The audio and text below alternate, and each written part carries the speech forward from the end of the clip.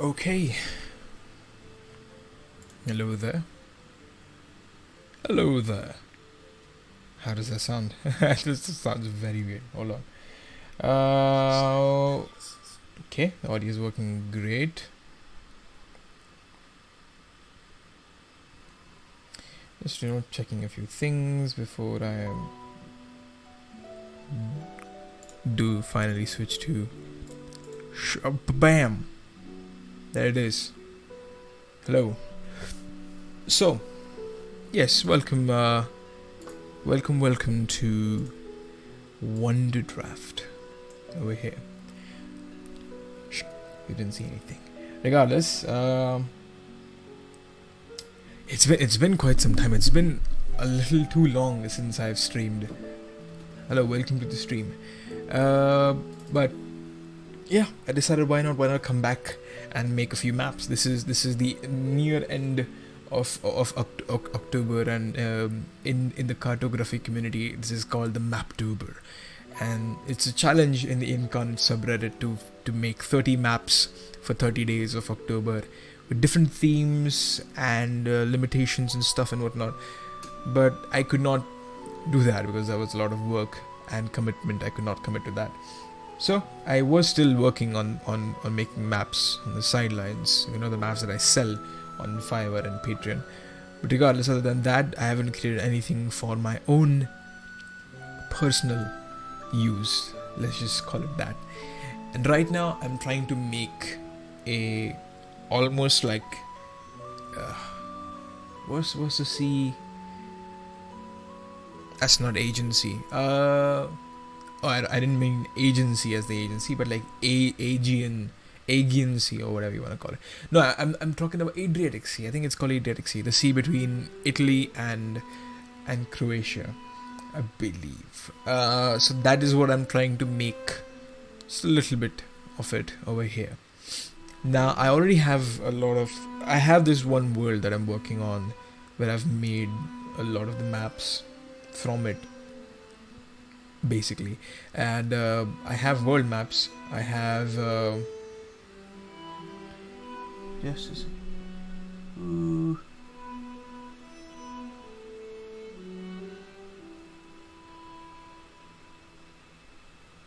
Alright.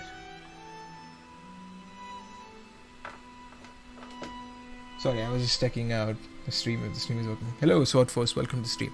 So I have multiple maps already created for that world. Let me actually show you that. How do I switch window capture to Chrome?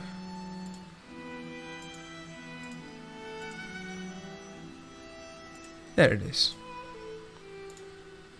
So you can see right here, this is what I have created, known as the known sphere, the known world, what do you want to call it? There's no particular term for it because the people living there, they don't know that this is not the only world.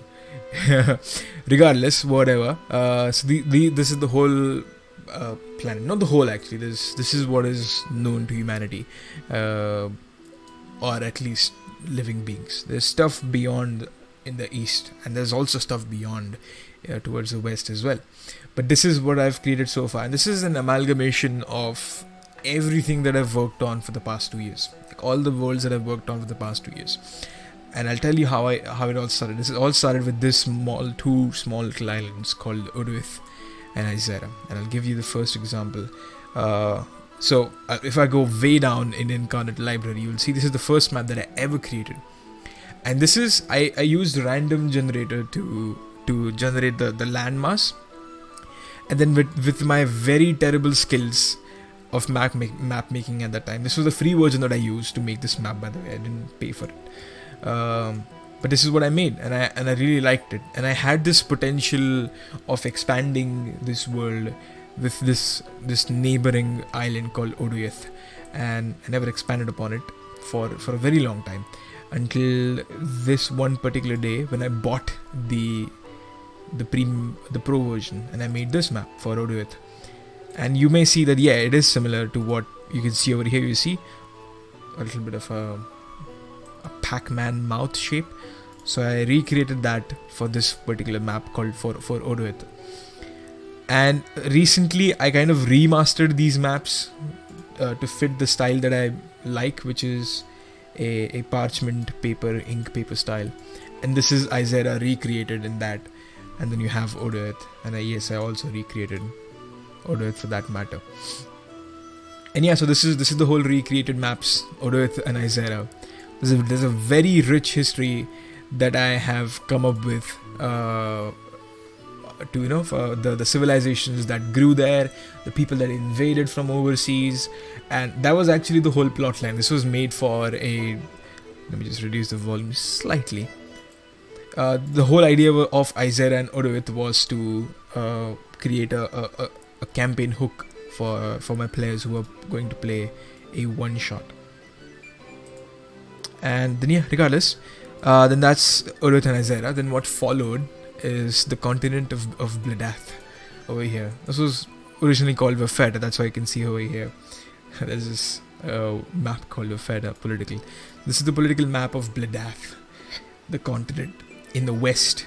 And yeah, a lot of random stuff over here. Nothing too interesting. When it does get interesting is when I started working on this portion of the world called Ozeron. And let me just show you what I've made. So this is the world of Ozeron. This is, I think, in my opinion, by far the most detailed map that I've ever made. And I mean, yeah, for sure, this is a very big map. There's a lot of stuff in here. There's a dozen of mountain ranges. There's more than a dozen kingdoms and nations in here. And this whole side of it's almost like Europe. At this point, it's almost like Europe, but with a little bit more of with a little bit of a fantasy taste to it, because it's not just humans and elves. I've added a lot of other races. You might see you see this kingdom called Tesha. This is a kingdom of Leonin folk. If you don't know who Leonins are, Leonins are basically humanoid lions. Catfolk. They fall under the catfolk species, and this is their kingdom.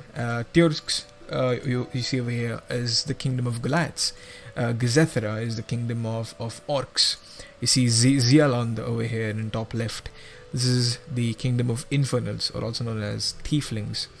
So, adding a little bit of a fantasy taste to Europe, I created this, and you can see there's a Tesha over here of Leonins, and there's Nova Tesha, which means new Tesha. What does that mean? It probably means what you think it means. This is the Holy Roman Empire equivalent of my world. If you don't know what Holy Roman Empire is, basically Roman Empire consisted of Western Europe, which is modern day France, Italy, Germany, and more. And then also included eastern side, which is modern day Greece and Turkey. But after a point, the two empires got split. The Western Empire, it slowly got war beaten by the vassals and mostly the Germanic people. And then the Western Roman Empire fell. Rome fell to Gothic people.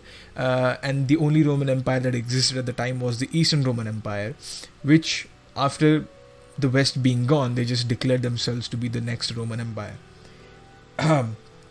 But what happened was, in the year 900, a German king, King Otto,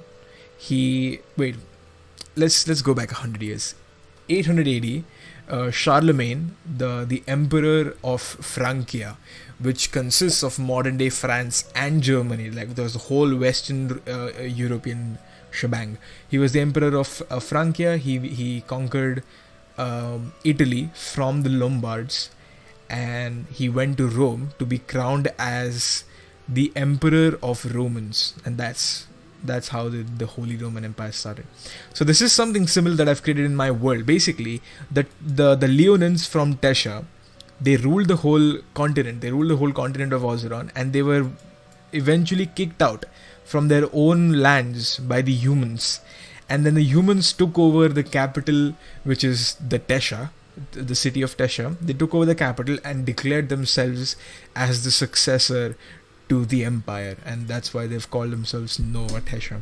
And they discredit the existence of the Tesha empire that still exists, and the Tesha empire discredits the existence of Nova Tesha empire, which now apparently exists. It's very fun little stuff that I've taken from actual Roman history. Regardless, that's not what I'm here for. What I'm here for is to show you what this is the world. This is the world that I've created so far. By the way, if you see in chat, Punit Prakash, your character, Punit Prakash's character, I think he's a human barbarian. He's the king of Isera, by the way, currently.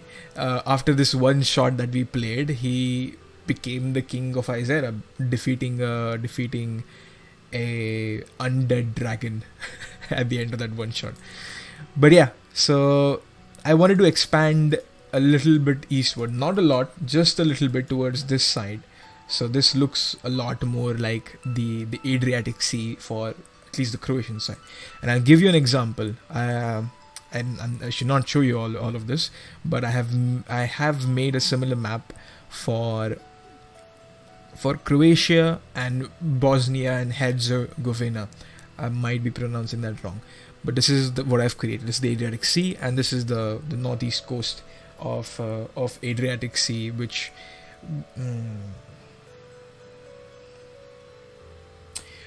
sorry, I just got a message on my phone.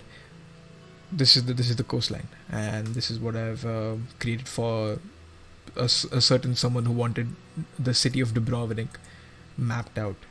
And this is the city, by the way. This is the city of Dubrovnik, the old town and the new town. Regardless, this is something similar to what I want to do, but I don't want to do it in Incarnate because I've been using Incarnate for a very long time. So let me switch to Wonderdraft over here, and then we can start making a map in here. So I'm gonna switch. Yeah, let's just keep it at 4K. Landscape and paper. Let's go for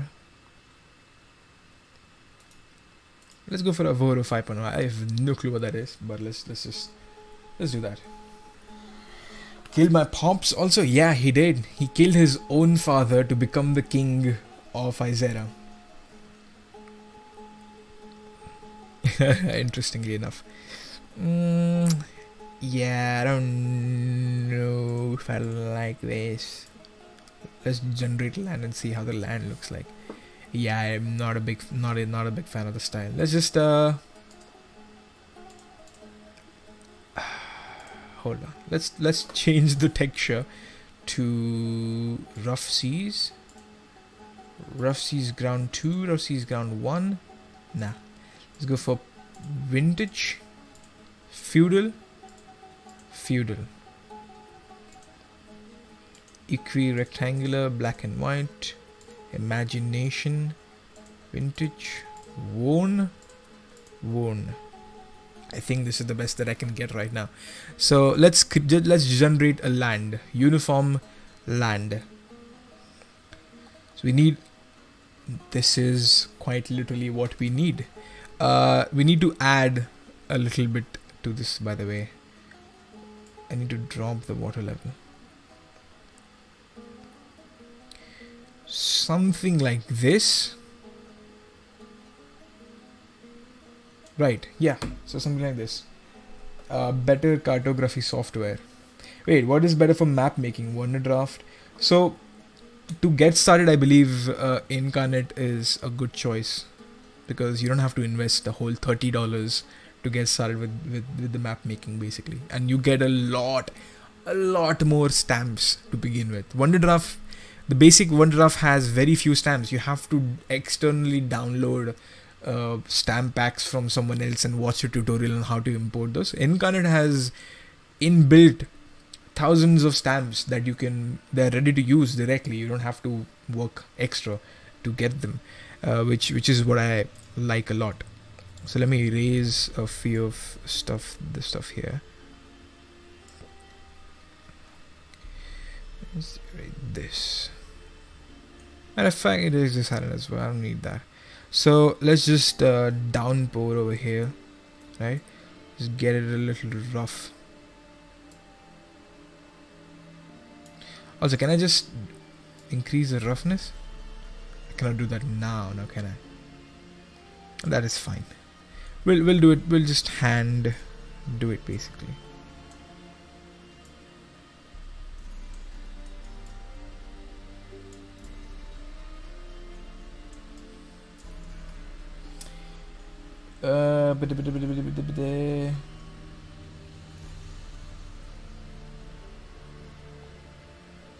Okay, sorry.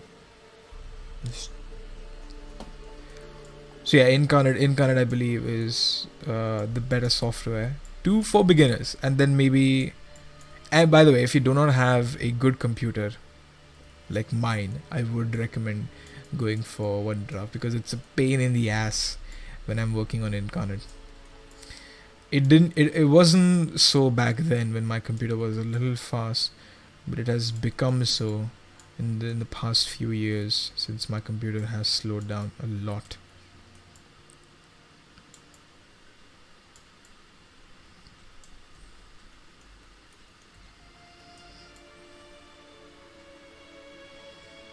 Oh god, by the way, so story of today morning, I was listening to the same playlist that I'm playing right now. I don't know, I randomly like to listen to medieval fantasy music, and I was listening to that, and I think it was a Witcher 3 soundtrack that was playing, and it always does whenever I play stupid Witcher 3 music. It always puts me back.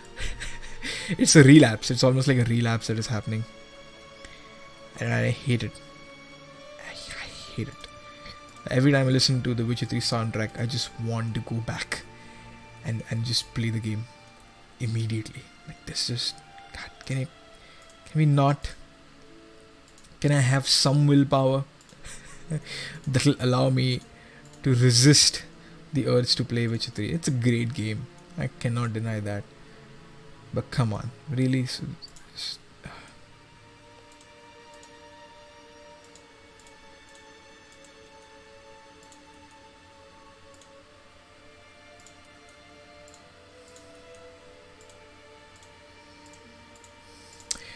Okay. So right now I'm just randomly placing them out. I don't have a direction. You know what? I'm just gonna erase the ones over here. The ones over here. Here. There. That should be enough. I think there's just going for too much. There's many mountains. Would probably not exist. This is almost like a play the new Witcher, bro. Cyberpunk 2077. Oh no, bro. I am not gonna touch that filthy ass. I'm just kidding. I played the game Cyberpunk 2077. It's an okay game. It's an okay game. I didn't like it. I didn't enjoy it. That's what I'm trying to say. And no, it's far from the quality of Witcher 3. There's no arguing there. Witcher 3 is on another level. It is a solidified game. Witcher 3. Cyberpunk is it's a joke, dude. It could have been a Prodigy. It could have been a very Prodigy-esque game if they would have nailed it like how they did it with The Witcher. And yes, Witcher had bugs. There's no denying that. But Witcher 3's design wasn't flawed like how Cyberpunk's design is flawed. I mean, it's not flawed, but it is very outdated and it's just not fun. Plus, the AI is just why is the AI even a thing? Like, just even might as well get rid of the fucking AI. It's as useless. Oh god, why did it's here? Bye.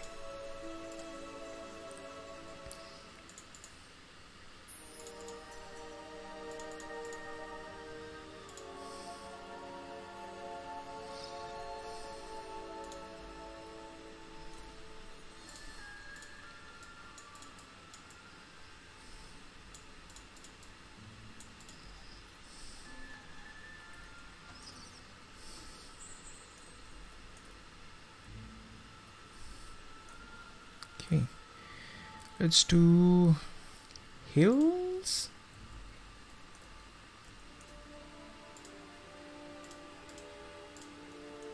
Not the best hills that I've seen. I don't know. Remind me tomorrow. I will give you assets that I have for Wonder. Oh, you have assets for Wonderdraft. Hey, why? Cool. Yeah. Yeah. Let's do that. Played Witcher 2. Great game. Yeah. Witcher 2 and 3 are, in my opinion, some of the best RPG games out there. Witcher 3 is, in my opinion, the best single-player RPG, hands down. That's it. There's just I don't want to argue about it.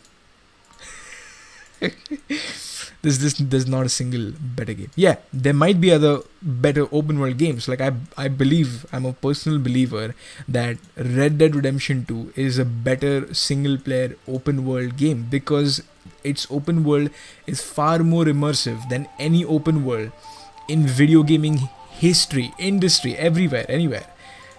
Red Dead Redemption 2's open world is something. Oh god, this is very loud, and I don't want this music. RDR2's open world is just something else. It's just so addicting to just get on your horse and just roam around the whole world just for the sake of it. Like, there's no reason to do it, but heck yeah, just do it. Try it once. If you're not played RDR2, go ahead and play it. Try it out.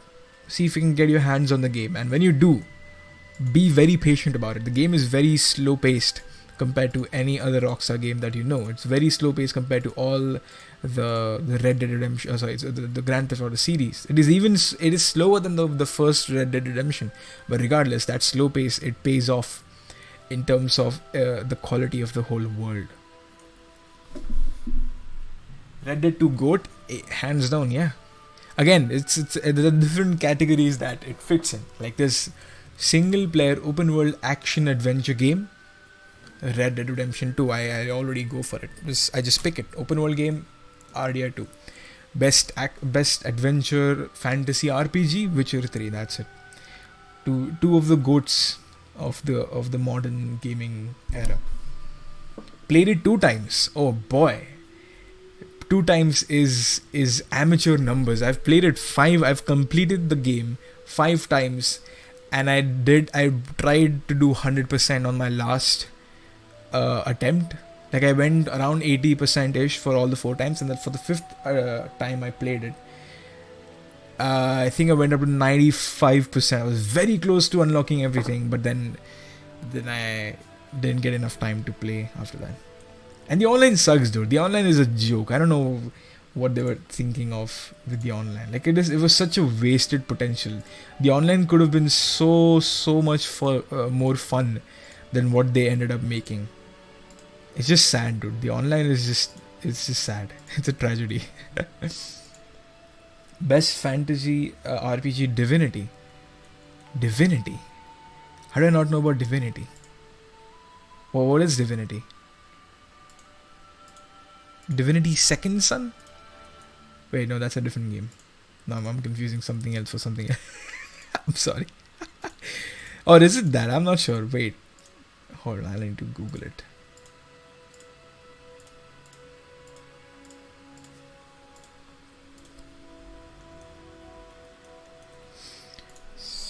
Divinity.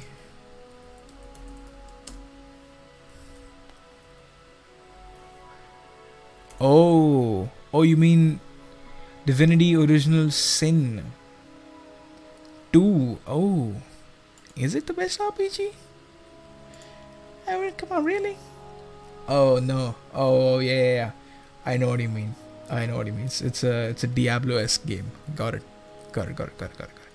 Yeah, I mean, I'll have to play. I'll see. I'll have to play and then decide. But I don't know. Witcher 3 has to be one of the best, if not the best. Regardless, Witcher 3 will have a very dear spot in my heart for video games. Like that game, I just connect with that game so well. I just do. It's the whole world, I believe, that I fucking love.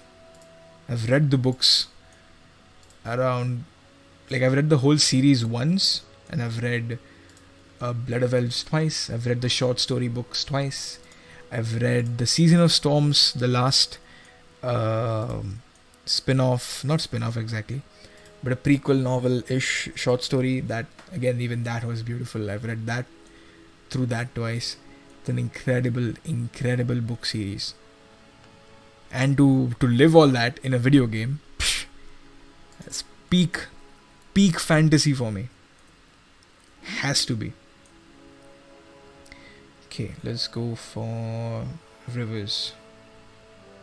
Baby boy, baby boy, baby boy, baby boy.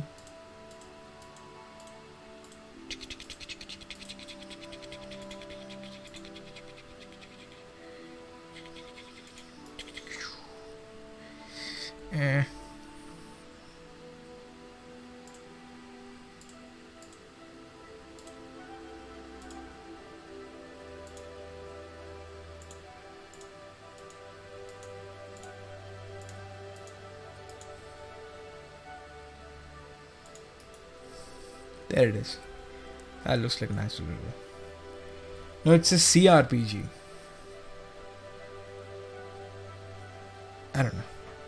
Cyberpunk story is a very it's a very top tier story with Cyberpunk. They've gone, like, I thought it would be very cliche. Oh, this is the crime family, blah blah blah. I thought it was just gonna be like Mafia, but in 2077, kind of like that. But it was a very unique take on the story. Not gonna lie.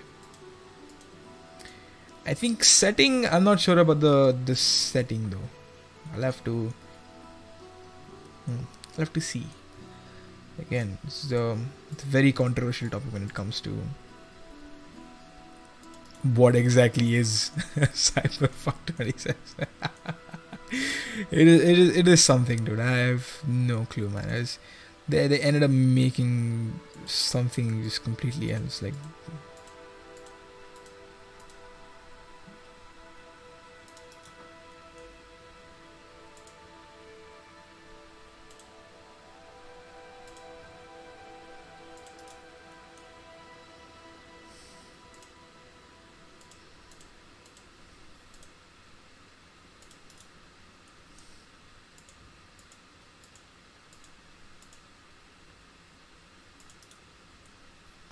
Okay, it's a lot of rivers for the river to stay thin.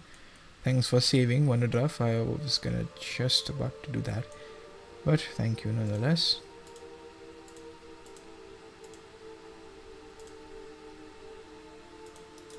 When you make a world map, do you make all region and city maps in that map, or do you make separate maps? Because I would find it very hard to align all the maps together to a massive world map. I believe what you can do is just start with a world map.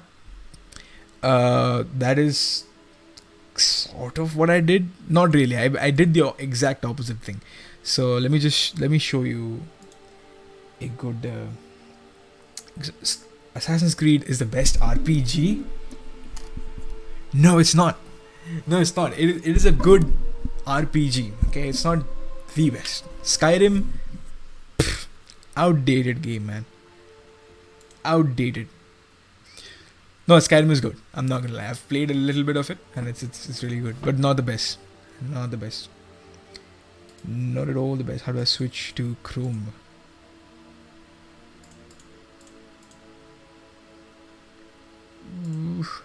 There it is. So you see the world over here, the known space. This is not what I came up with, as I told you. I started with these small 2 islands, and I didn't have an idea of where I was gonna go next. And then I ended up making this. So by the way, Punit Prakash's character, who's now the king of Isera, he's originally from this land. So his father that he killed was the king of Skorgomor, and he killed him to then become the king of Isera, and then I think his brother is now the king of Skorgomor. Regardless, so then I made this for some random reason, and I had no idea where this was gonna fit. I just knew that this exists in the same world as Isera and Odowith.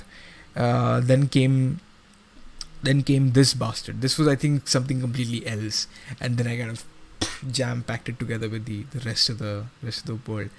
This again, something I created, and I knew in the back of my mind that yeah, this exists somewhere in the world where Odovith and Isera exists, and there's some familiarities with it, by the way. So you see, this is a little bit of a spoiler, but you see Ringcaster over here. This castle is the capital of a kingdom of Ringcaster that rules these mountains that you see. I don't know. I'm not sure if you see the mouse, but if you see it, you Ringcaster, the forts and towns surrounding Ringcaster is the kingdom of Ringcaster, and it is ruled by a king called Todriel Barrington.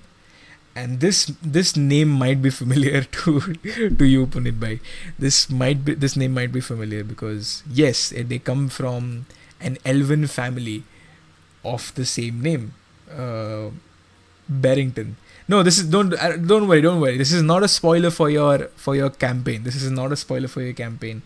This is just an offshoot of your dynasty. Don't worry about that. So let me just show you where you are right now.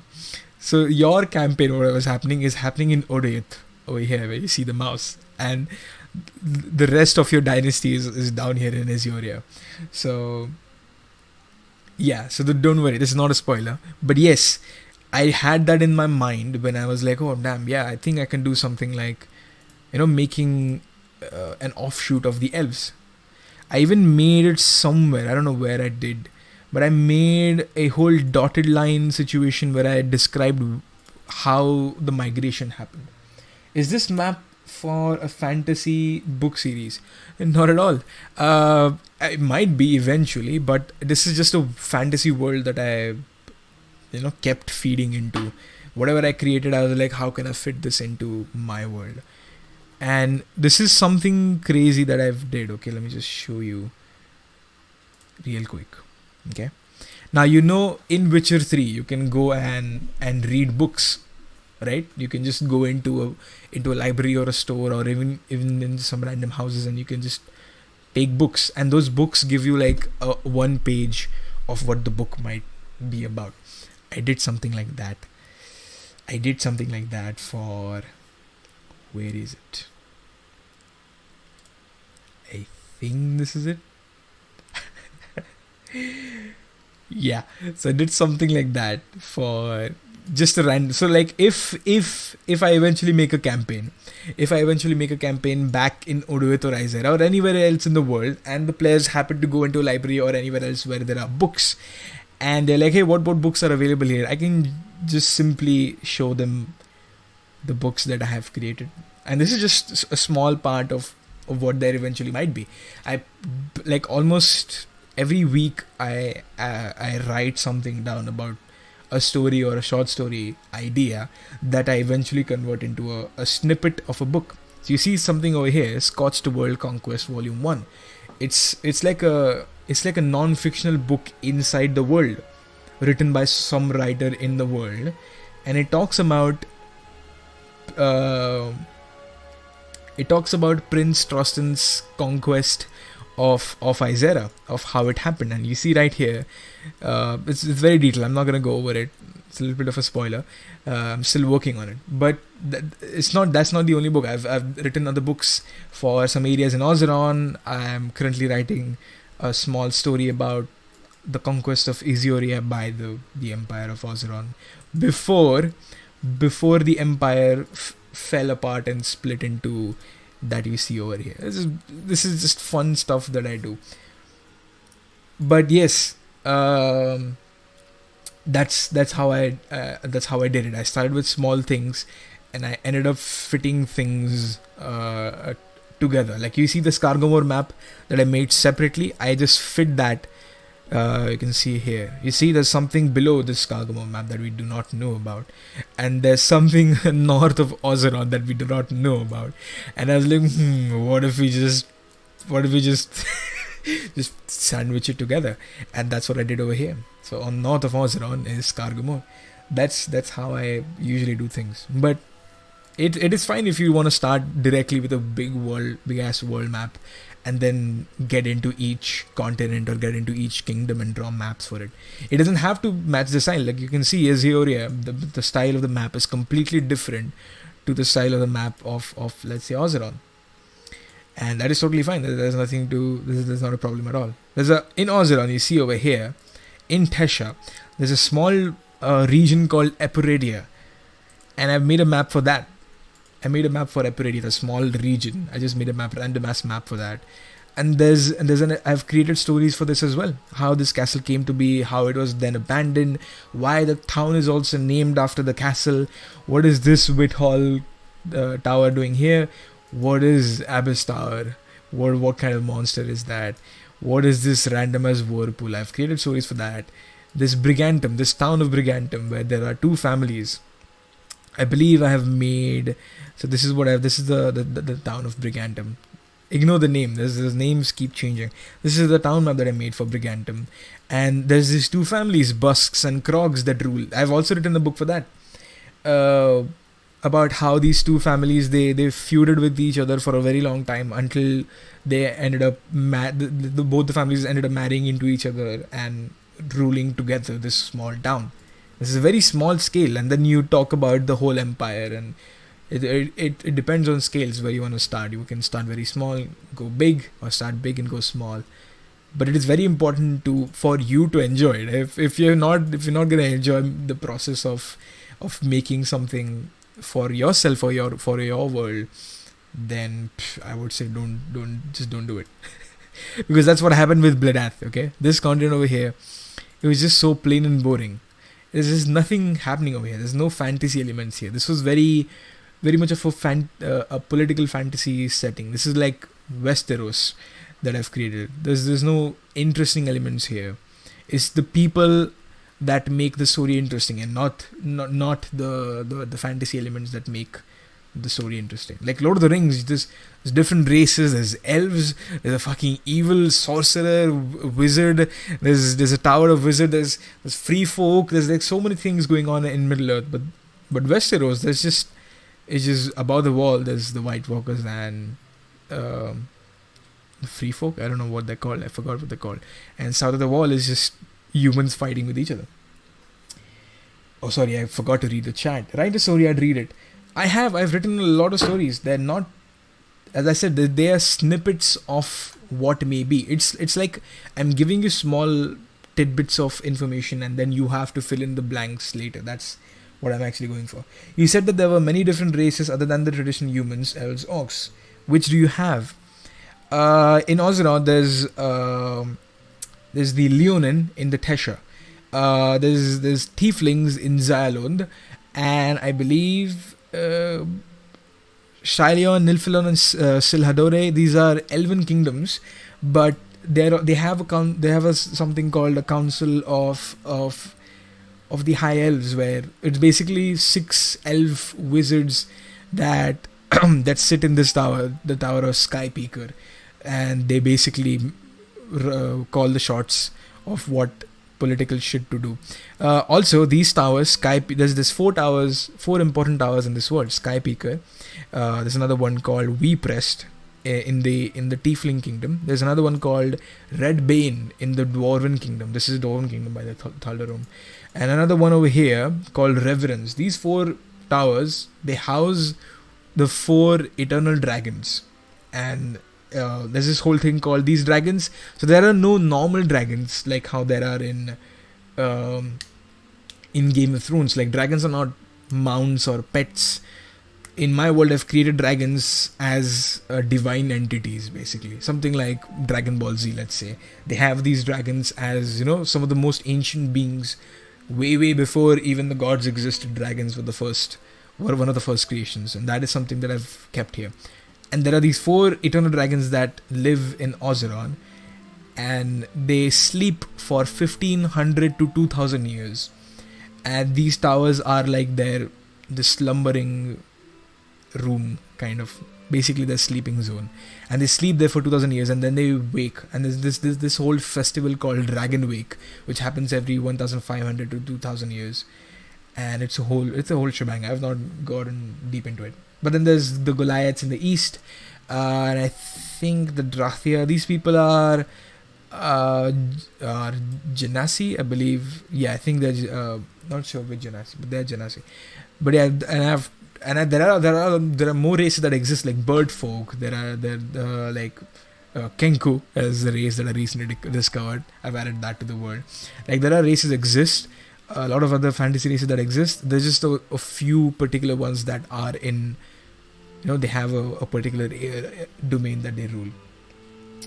I'd love to make a massive world and go into detail of even the smallest towns and write a book series about it. I think I would start small and go big. Yeah, I think that is the best approach. Just start with one island. Take this one for example and write what happened here, how it came to be. I think the best way is to make a visual story before you write anything down. Like for example, where is that map? So this map of Gadith, this is a very random map that I created. It has a big crater in between, and that forms a cross of mountains. It's basically like a windrose of a compass, but it's like a natural windrose that happens at the center of this world. And this in itself tells a story of kind. Like you don't have to write something to understand what might have happened here. Maybe a meteor crashed into it. Maybe some big ass explosion or some magical experiment gone wrong, or just basically maps should tell a visual story when you initially create them, and then you can go dive deep into what these stories, how these stories how you can bend these stories and make them your own. I would recommend you do that. I think you at least start with something like that. That sounds so complex. It does, yeah.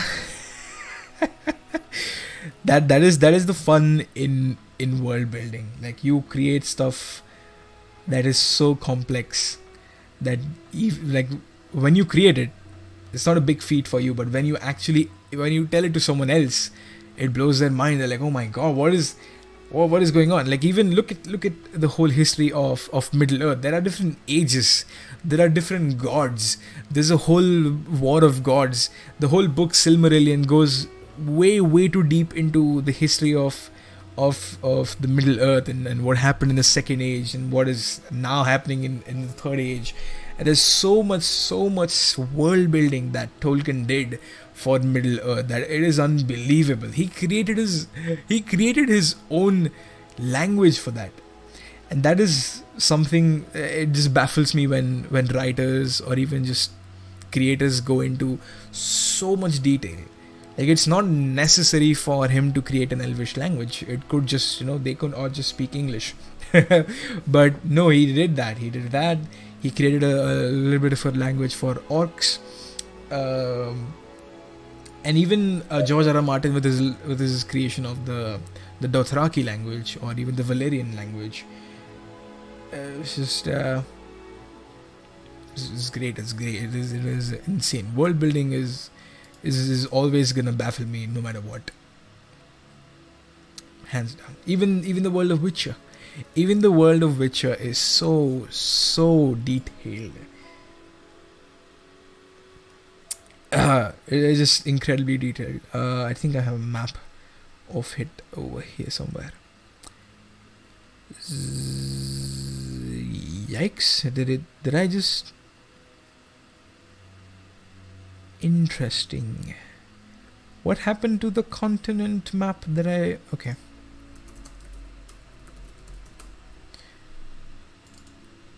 The continent, not this. Explore continent. I believe I should find a continent of Witcher. Oh, there's this, but this was created.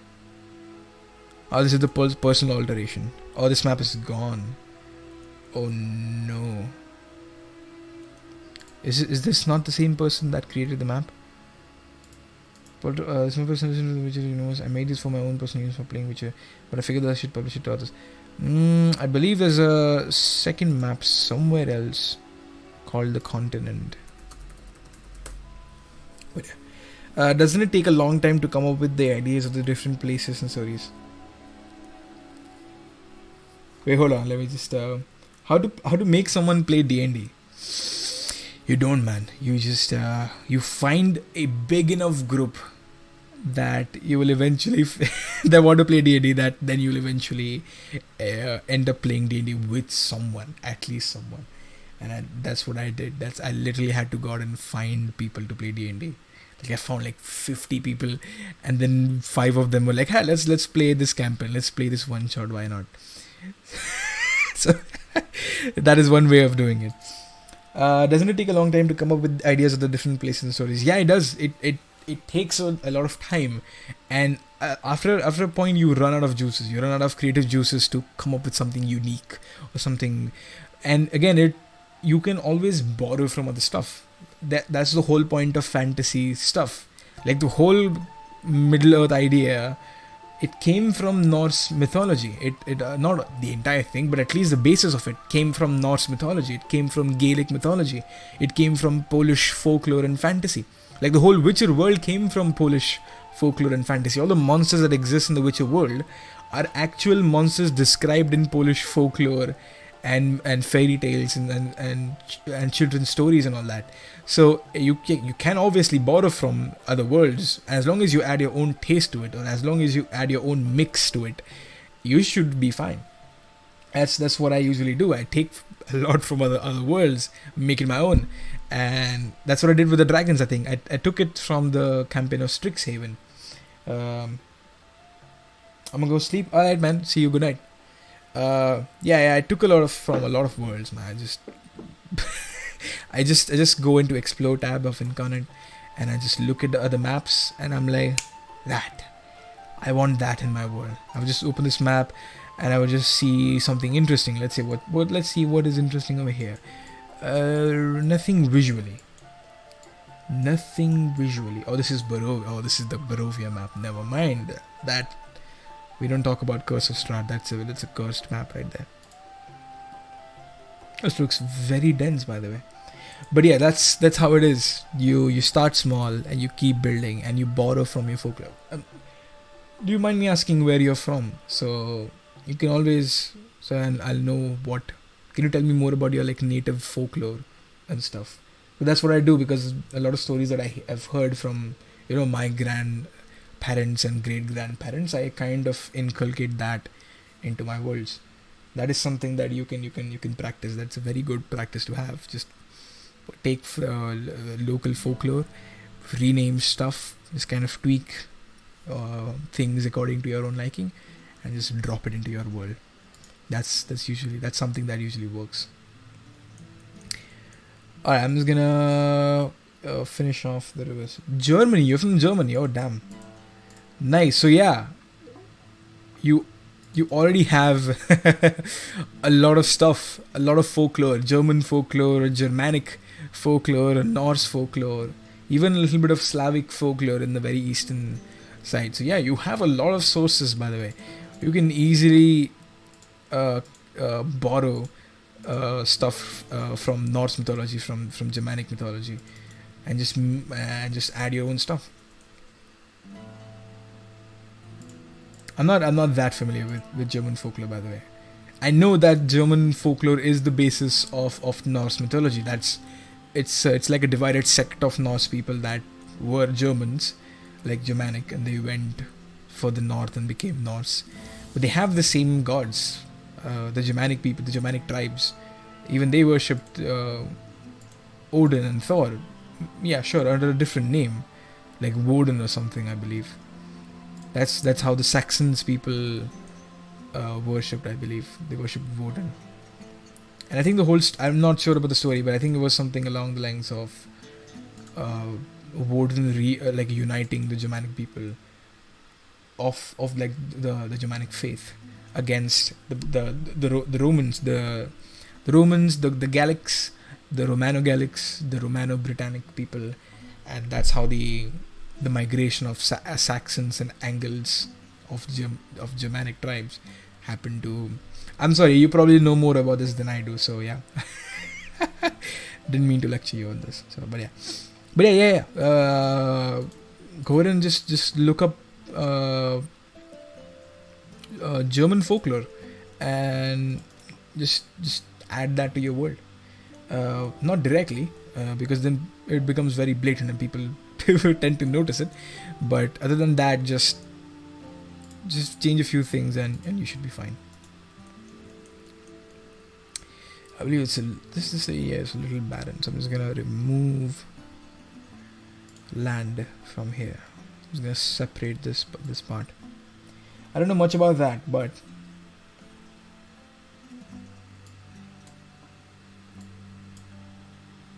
we have something called Merchen. Merchen.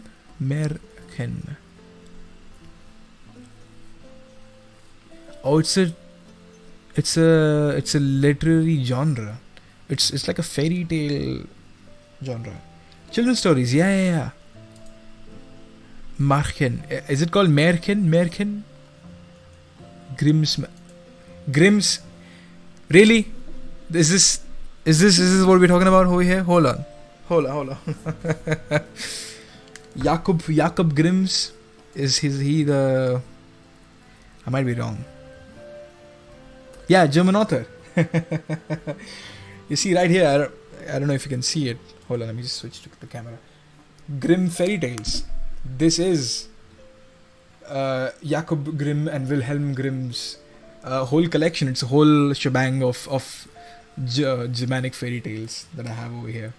I haven't gotten to it. I haven't started reading it yet. But yeah. So if I didn't know this, by the way, I never got in. I didn't know who Jakob Grimm was. I just bought this, and now that you mentioned that this is like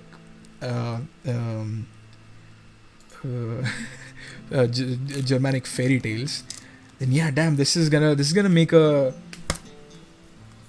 this book is gonna make for a lot of my world building inspiration now. God damn, thanks for telling me about this. Grimm's Märchen, Kinder und Hausmärchen. Okay.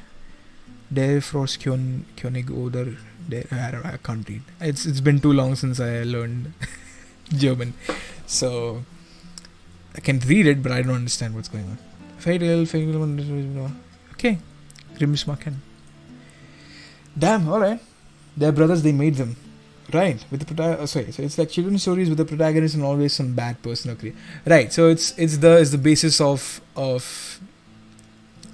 like Tolkien-esque fantasy world building, which is you create a good side and you create a bad character. You pure evil and pure good, and the battle of two, and then how it happens and how the good overcomes bad.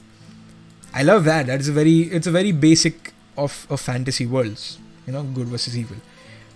What is further interesting is making the characters grey, like Game of Thrones, or even Witcher characters.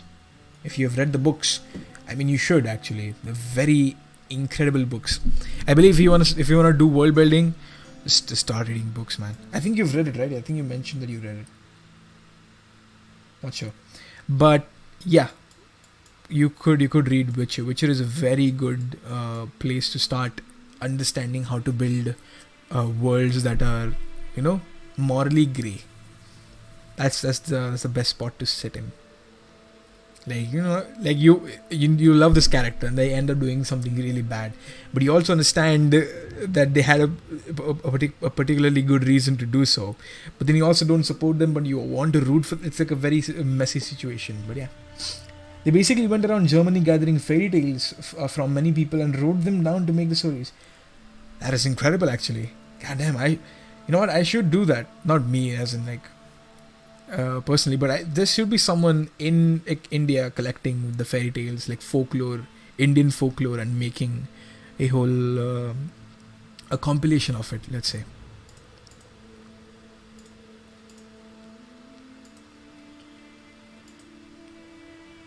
Okay, let's start making a river over here.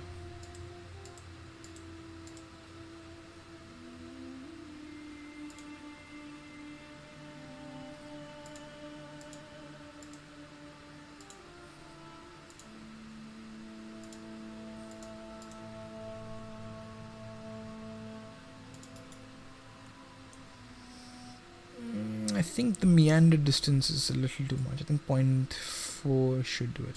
It's just meandering a lot. I mean, yeah, fair enough. It's open, plain grounds and all that. But see, I've read Hobbit and Lord of the Rings. Nice. Oh, by the way, I have to flex. Okay, I have to flex something. I just have to. So there's this very incredible writer by the name of Mary S. Catlin. You can see over here. This is her, and she wrote this very incredible book called The Laurel Legacy. Now it's a young adult medieval fantasy type of book, and this is like volume 1 in the whole series called the Hadeland series. And I was lucky enough to have come across her because she wanted someone to make a world map for her book, and yeah, this is it. It's not that visible, but yeah, I ended up making a world map for her. This is just one island, by the way. I made a compilation of all the 4 islands that are gonna be shown in the future books and all that. But yeah, I've like read halfway through. I've still finished it, but it's very good. It's a very good. Even this book takes a lot from like Tolkien-esque, like, you know, there's one pure evil character, and it also takes a little bit from the Norse mythology, but you know, the gods and the creation, and then there's this big serpent living in the water and all that. But yeah, it's just I had to mention that. All right, let me switch to, because I've been showing you the wrong window when working here secretly.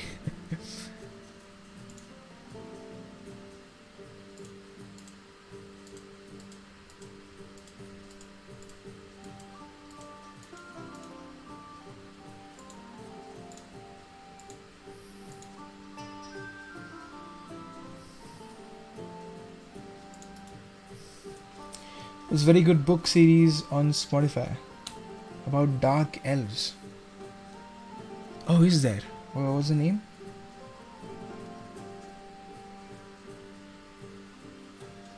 On Spotify, is there like an audiobook? Damn, I would love to see that.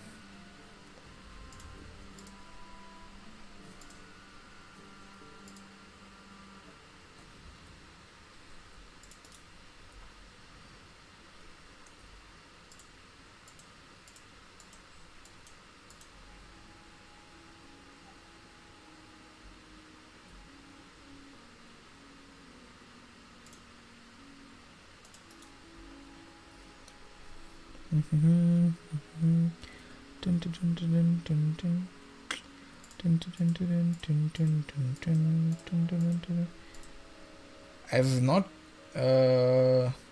Drishtordon, the legend of Drisht. Drisht. Hold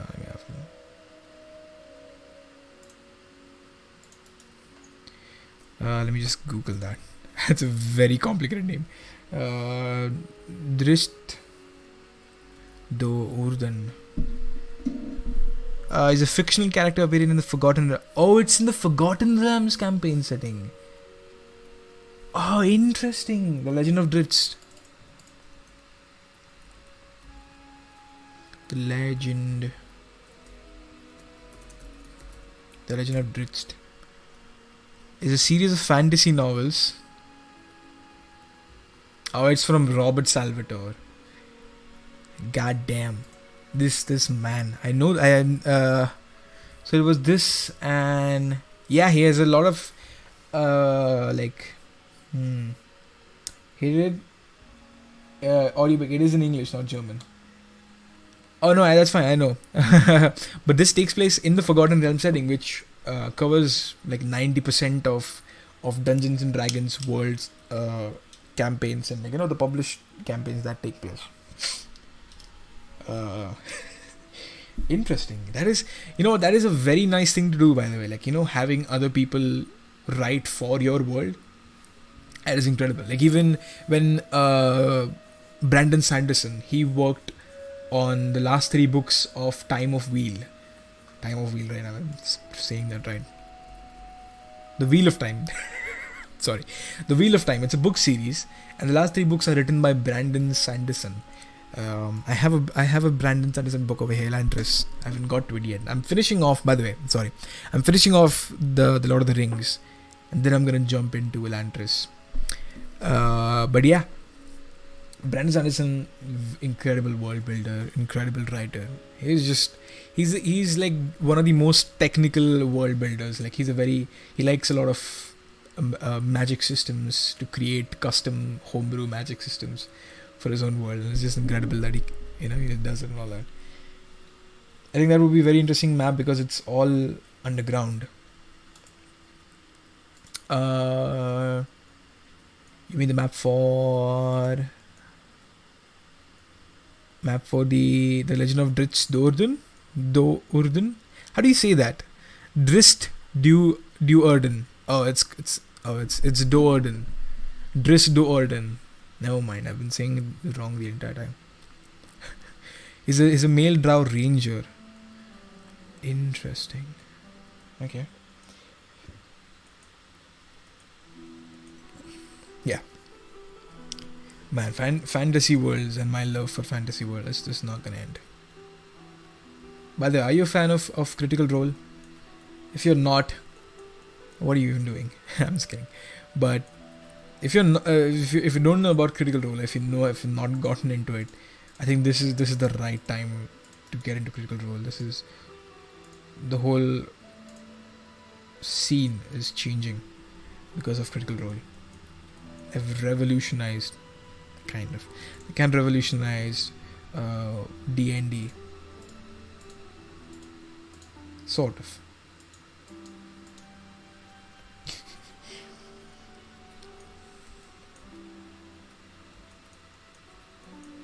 I think I'm done with the rivers over here. Let's just start putting symbols, regions.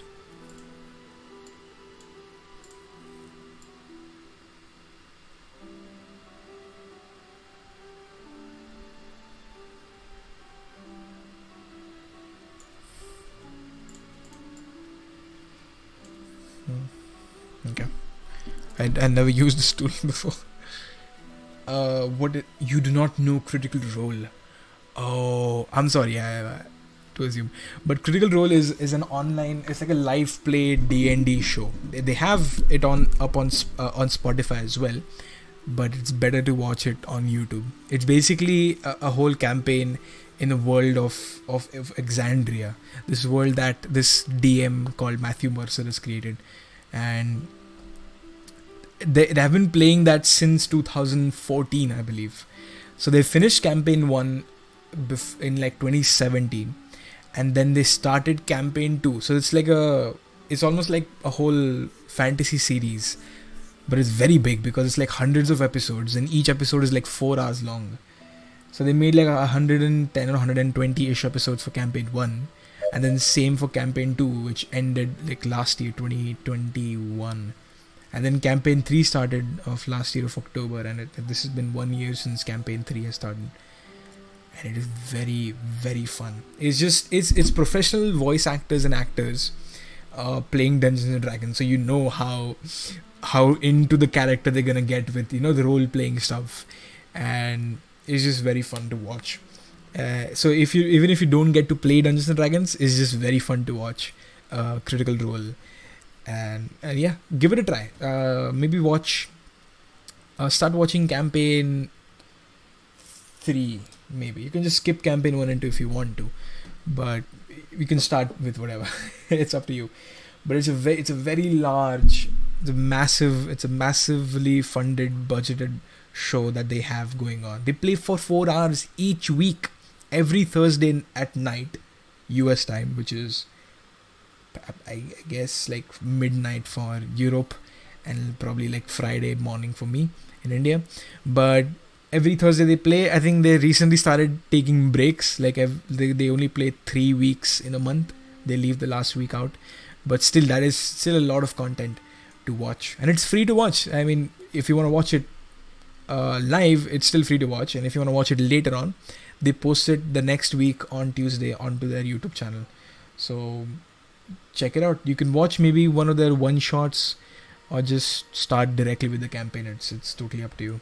But yeah, I would recommend if you want to get the feel of playing Dungeons and Dragons, and if you can't play Dungeons and Dragons for some reason, you can always watch Dungeons and Dragons. And Critical Role is a great place to start watching that.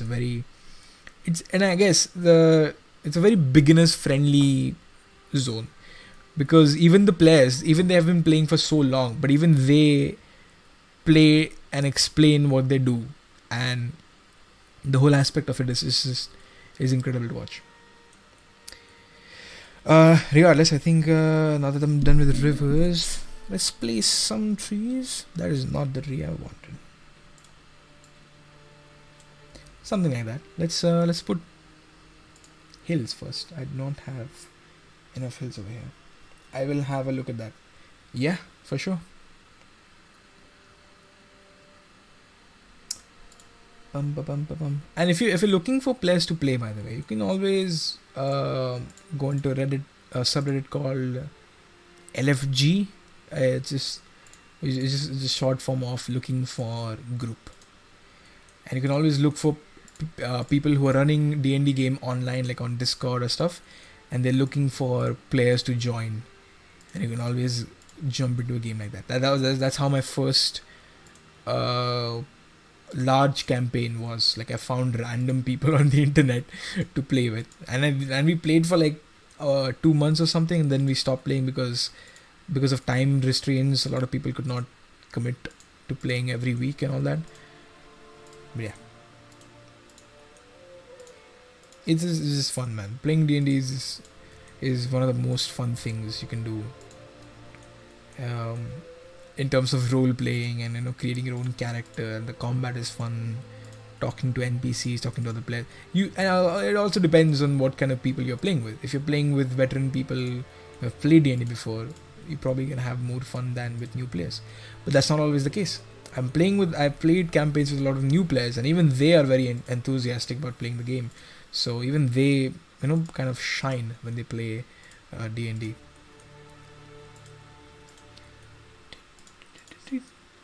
Yeah, see, now I remember why I don't like Wonderdraft. There's not enough hills over here. Like, there's no enough stamps for hills. There is, yes, I can go down and just select this, but this is not what I want. I always shorten this down, and like, you know what, actually I can do that. I'll just do that. Instead of complaining, I'll just do this.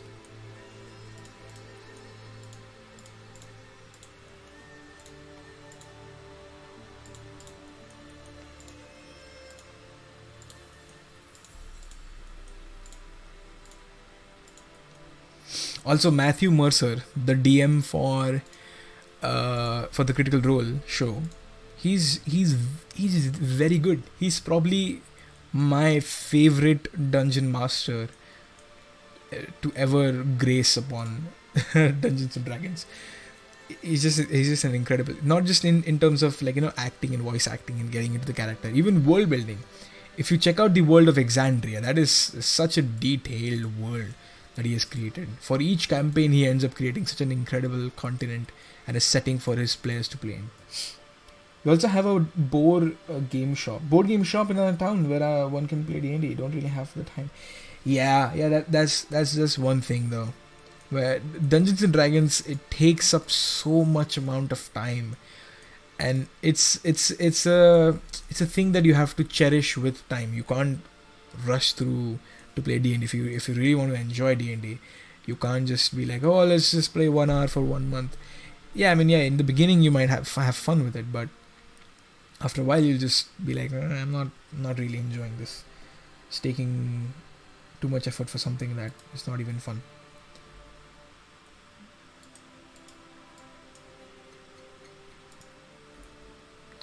So yeah, I think there's also a close by comic book cafe, and it's very new to India, by the way. It's very rare to find like comic book cafes and like board game cafes in India, and luckily there's one not very close, but it's in the same city as me, and people go there to play D&D every Sunday.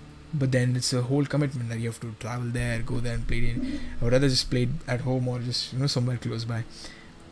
And then again, I can't always commit to, like, I can't always say that every Sunday I'll be there, because something might come up and I might not be able to go to the game. and then it's just a sucker for me and a sucker for the players, because then I'm missing, and then they don't want to play by themselves, or they do play by themselves but don't have enough fun as they would with me, or like in any other player in that case. So yeah, that's the sad reality of of Dungeons and Dragons. Like, even though it's an amazing game, you require a buttload of time to actually even play that game. So yeah.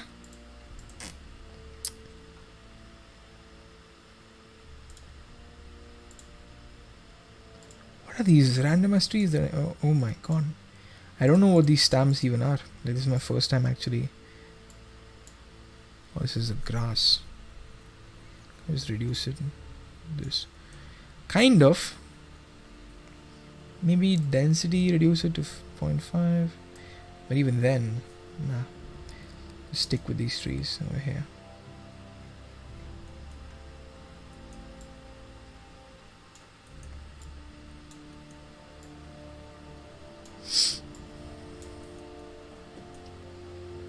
Mm-hmm.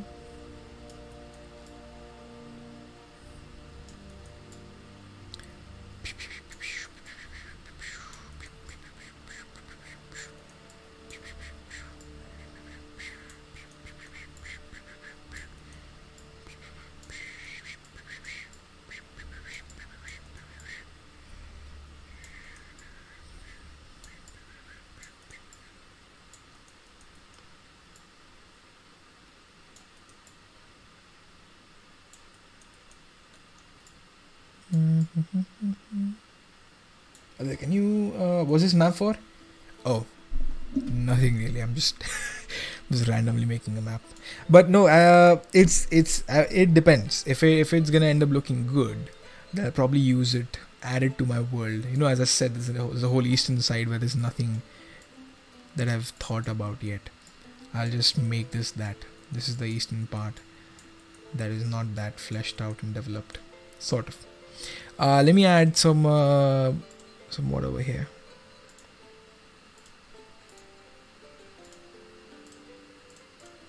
It's kind of like a swampy area.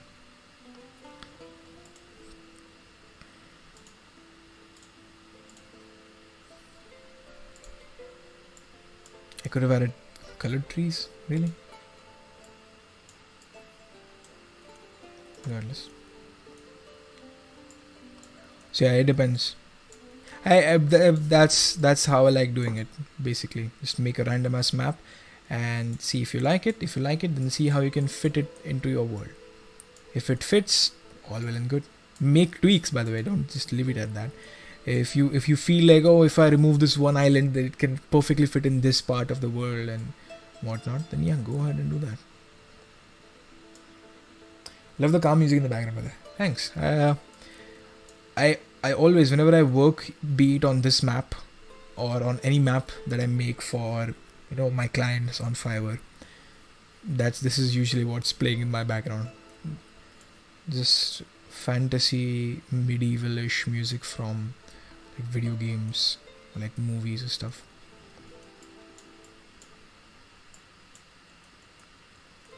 It kind of brings me into the world that I'm creating, almost.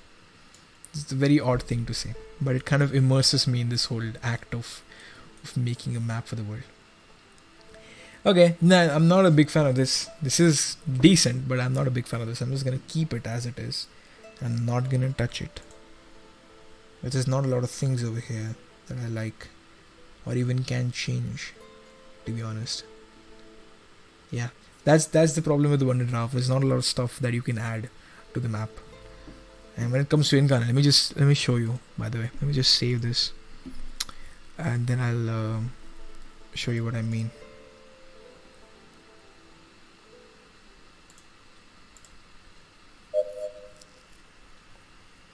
Let me start Incarnate, and I'll show you what all stamps it all provides. Whew. I'm getting crammed up sitting in one place all day.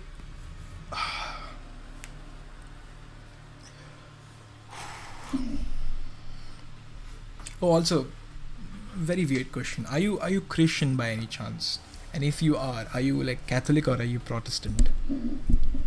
This is a very random ass question, but yeah.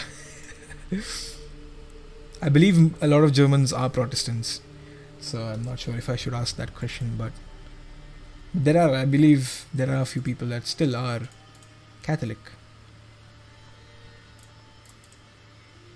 in Germany. One of my clients was from Germany, and we didn't end up working together, but still. Yes. Alright. So, yeah, okay. So, let me show you this map. So, you're not Christian? Okay, my bad.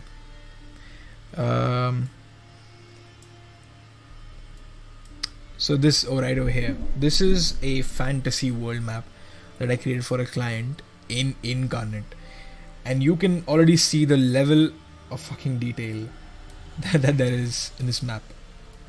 Down to this one massive ass world tree sort of scenario, to this evil tower in the middle of a lake, to this little swamp down here, to this dreadful forest down here with this evil ass castle, this old woods with old elven architecture, and this hilly farmish areas, almost like hobbit holes at this point, misty forest on this side, another swampy ass world tree over here, a misty fortress and a village in the west, small caves and dungeons dotted around on the sides of the the edge of the world, waterfalls all over the place, lakes all over the place, rivers all over the place, cliffs all over the place, farms, towns, villages all over the place, big ass crater for some reason.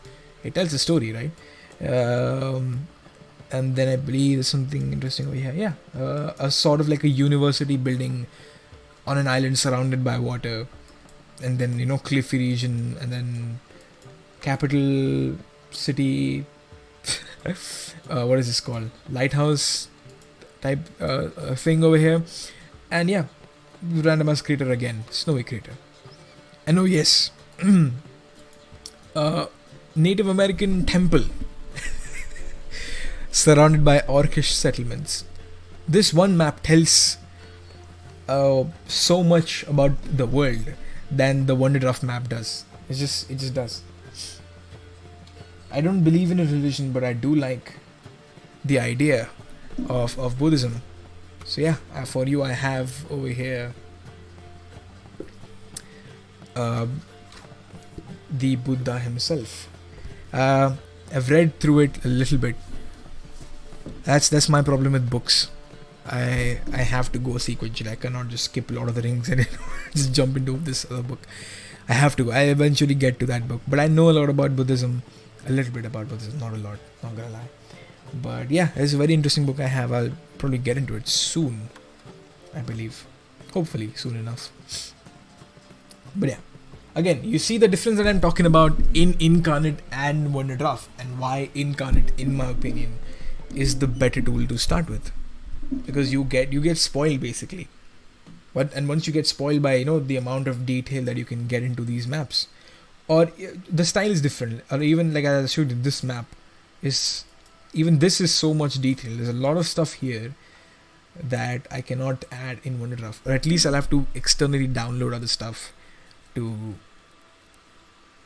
even get remotely close to the amount of detail that there is in this map. So, and even these maps, you see the regional maps that I've created in Incarnate, even they look good. Like, I am not trying to be modest at all. I'm going to be very honest. I love my own maps. If I didn't, I wouldn't make them. And I'm proud of what I've made. And this looks very beautiful, by the way. This you cannot create in Wonderdraft. It's just near impossible. The amount of detail in this map whole region. By the way, I'm sorry for replacing the whole Europe with my map. But I did. And I did what I did. When there's no time to read, I'd recommend listening to the audiobook versions. No, I have time to read. That is not the problem. I don't like skipping up one particular book and jumping into the next. Like I just finished reading The Two Towers, and I'm gonna start reading The Return of the King. Um, and So yeah, I don't want to skip that and then start reading something else. So I'm gonna finish that first. Then I'm gonna finish Silmarillion, so at least I'm up to date with whatever's going on in The Rings of Power, the series on Amazon Prime. And then I'll jump into other stuff. Then I'll start reading Elantris by Brandon Sanderson. Then eventually I'll read Grimm's Fairy Tales. I have another short story collection called World's Greatest Short Stories. I've read like at least half a dozen, more than half a dozen. Might even have read a dozen of short stories from here. And great writers, by the way. Oscar Wilde, Washington Irving, Charles Dickens. I don't know a lot of these people. Thomas Hardy, I know. Then there's Arthur Doyle. So Arthur Doyle, I know that person. Anton Chekhov, don't know. There is F. Scott Fitzgerald. I know Fitzgerald. Everybody knows Fitzgerald. But yeah, it's a very good compilation of short stories that I have here. So eventually, it's a very slow process. I like to enjoy. Like I'm very slow when I'm reading a book. Like I don't know. I can't read fast. I can read fast when it's not a fantasy book or a book. But when it comes to a book, I like to immerse myself and get into it and read it very slowly, understand what all is establishing. I don't know. Put me behind bars if I'm reading too slow. You could do that while making maps. That is true, but I did that. I did that with the Hobbit. I had like a trial membership of Audible, and I got listening The Hobbit because this is before I started reading. I listened through Hobbit, and I was not paying that much attention to the audiobook. And when I actually started reading the book, there was so much that I missed. I was like, oh god, did I not listen to this song that they sung in the audiobook? Did I miss this one little detail? Oh my god, like who is Elrond again? And so I like to focus myself when it comes to fantasy books. Other books, like for example, I went through a few what's it called? Self-help books, like let's say Art of War. I've read through Art of War, but I've also that's like my favorite pastime, is to whenever I'm working, just listen to Art of War, or there's this Philosophize This podcast on Spotify. I listen to that, him talking about philosophy and philosophers in particular. I like listening to that because then I don't have to pay attention to every single detail, or at least it's not necessary to do so. But yeah, are you a visual reader? Yeah, a lot. And another thing that I that I kind of do is I read aloud. I don't like to read in my own mind. I don't know why. Whenever I read aloud, I just enjoy that process of reading aloud a lot. And not just because I like making voices and I like the sound of my own voice or anything like that. I just like to read aloud and kind of play out the whole scenario in my mind, accompanied with the voice that I'm trying to make for each cast. I'm sorry, I do that, but yeah. So when you read, do you see it like a movie? I see it like a movie. I try my best to visualize it the best in my head. This is how I get into it. I see it like a movie, so all the text disappears and it's just like I do that. Yeah, I visualize the whole scenario, and when there's a text that reads the character, Mr. Jones, he turns around, he puts his arms on his shoulders, and he calls for his own son, something that he never did once before, and now he does. He calls for his own son, and he tells him how proud. And this just goes into my mind, and I just like the words become frames of movies in my mind. At least a little bit of it. It's not too perfect of a movie, but yeah. That's why you love reading books. Yeah. at least fantasy or even fictional books. Uh, I love reading it aloud and create this whole theater of mind situation. So I completely immerse myself. That's why it's whenever I don't have enough time, like let's say I have 1 hour, I don't like reading a book for a very short amount of time, because then I'm taken into it, and before I'm actually even immersed, I'm snap and I'm out of time. I'm outside the world again. When it came to the Witcher series, I spent like 4 to 5 hours each day constantly reading through, and that is the most fun I've ever had reading any book at all. Like I've read through the first book of Game of Thrones before I watched the series, and I ruined my taste for Game of Thrones. I read through the first book, and it was so immersive, because it is immersive. It's George R. R. Martin you're talking about. But then later I didn't get enough time to get into the world, and it takes me a long time to get immersed into the world. And once I do, I'm hooked, and I better not be disturbed, because I'm having the best time of my life just going through the world. It's just incredible. I'm gonna stop talking because my voice is drying up, and I do not have access to water right now, and I don't feel like getting up and going and getting water. But yeah, you know what? Actually, I'm just gonna. Can I switch to this? I can. The whole camera shebang. Have you read the Dune series? I have not, actually. I've watched a little bit of the movie, but I've not read the series. I'm not that big of a fan of sci-fi, to be honest. I'm more of a fantasy guy than sci-fi. Yeah, I do not like sci-fi that much. I do like it, but not as much as I like fantasy. Fantasy is just very. I don't know why. I don't really know why. It's very hard to explain. I just find the whole aspect of medieval times being far more interesting than modern times or even future. That's why I don't really like cyberpunk or like steampunk era books or movies. There's a whole series called Skull and Bone, or I might be wrong. I might be totally wrong. Hold on. Is it Skull and Bone? No, that's a video game. There's this young adult fantasy series on Netflix. How do I not remember what that is? It's because it's magical. Not really. Like even look at Game of Thrones. Game of Thrones is not magical. I mean, it is a little bit of it. Very little bit of it is magical. But it's just the whole old era aesthetic of the world that I really like. And future heroes and villains. Oops. Can you shut up? Thank you. Where is it? How have I forgotten? So let's take something that is not magical. For example, The Last Kingdom. It's a series on Netflix called The Last Kingdom.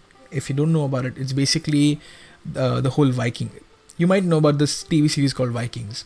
It's like that, but for like, it's more historically accurate. And I love that series as well. That's one of my favorite series. Vikings is also one of my favorite series. What's another like medieval thing that I can't remember? Goddamn. A non-fantasy medieval thing that I like a lot. Interesting.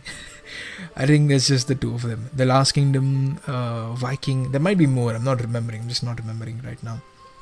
Or even the movie The King, featuring Robert Pattinson as the prince of France. Incredible movie. Vikings Valhalla is another series. This kind of like a sequel to the Viking series. There's another a docu-drama series called Rise of Empires Ottoman, which goes into the details of how the Ottoman Empire overtook the Byzantine Empire, the Eastern Roman Empire. Yeah. So do you also like stuff like medieval cosplay? I would love that if I would ever be able to participate in stuff like that. We don't have anything here. Like, we have like one Comic-Con year round, and that is like very far away. We have to drive very far away. And the thing is, it's in terms of like video games or like fantasy elements or just the whole entertainment industry.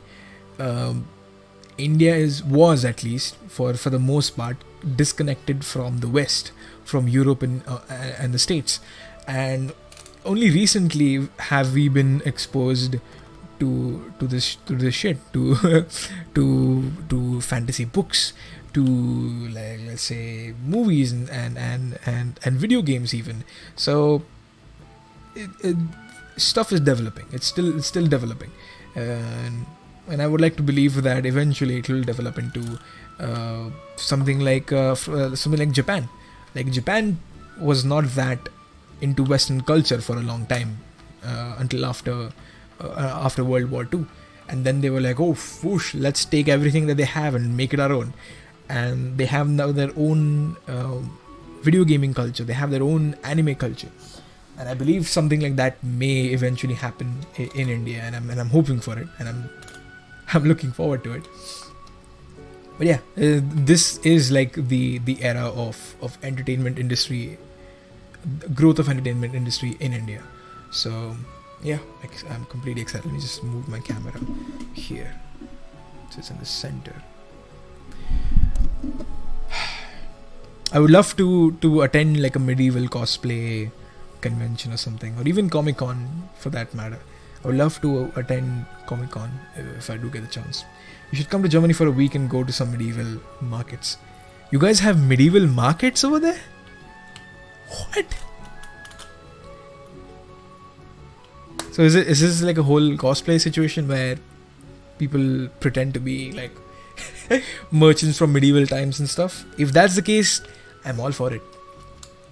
I'm all fucking for it. I would love that.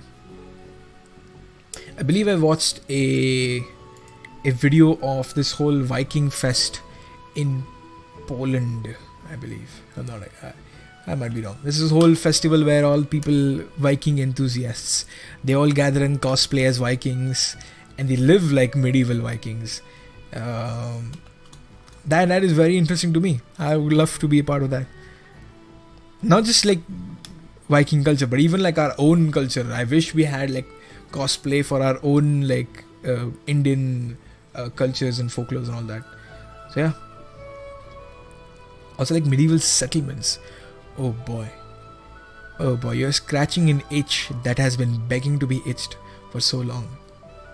I wish there was a time traveling device I could just boom into medieval ages, but with healthcare, because healthcare was so bad back then. Some that are there all year round, and some that are there only for a short time. Boy, that is incredible actually. Ah man, I love the whole medieval culture thing.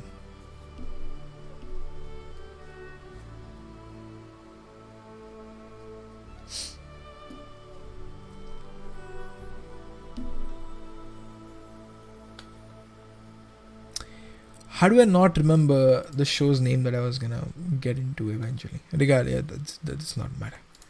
Not that important. It's not only cosplay. It also like I saw the video where they had like quite sharp swords and they had the whole Viking shield, and they were actually hitting each other, and people got bruised and bloodied and all that. I'm like, god damn. Yes, please. I mean, yeah, I think maybe mine is the sword fighting, because I'm not good at. I'll be the most worried and the least competent person when it comes to sword fighting. So, yeah, mine is the sword fighting. I would actually love to be part of that whole cosplay, medieval cosplay. Oh man, incredible. All right, this stream just meandered into me talking about Fantasy World. But yeah, I did achieve what the stream was about, which is making this fantasy map. Not a big fan of it, but it's something. So I'll post it on my website or Reddit or something. But yeah. Thanks a lot for showing up on the stream. I just saw your comment on one of my old streams. So yeah, again, appreciate you supporting. Not supporting exactly, but yeah, just checking out my content. I'm not looking for monetary support from YouTube, because I don't have enough time to commit to YouTube right now. I don't have a platform where I could share what I'm doing or what I love doing, and this was like the only thing I have. So yeah, I'm gonna end the stream. Thanks a lot for joining. Hopefully I'll see you around soon. I think now that I've stopped, I've stopped my Fiverr gig for some time, so I've stopped taking more orders and clients for some time. So maybe I'll just work on my own world. I'll just make more maps, write more stuff, like the stories and all that I've talked about. Maybe I'll do that live on stream, and you get to see the process behind it and all that. So yeah, when is your next stream? I don't know. I can't say. Maybe the same time tomorrow. It depends. I don't really have a good schedule for it. I just do it whenever. But yeah, hopefully tomorrow, some same time, or maybe day after, like someday, but same time as I did today. So yeah, I'll see you around. Thanks for showing up. SWAT Force from Germany.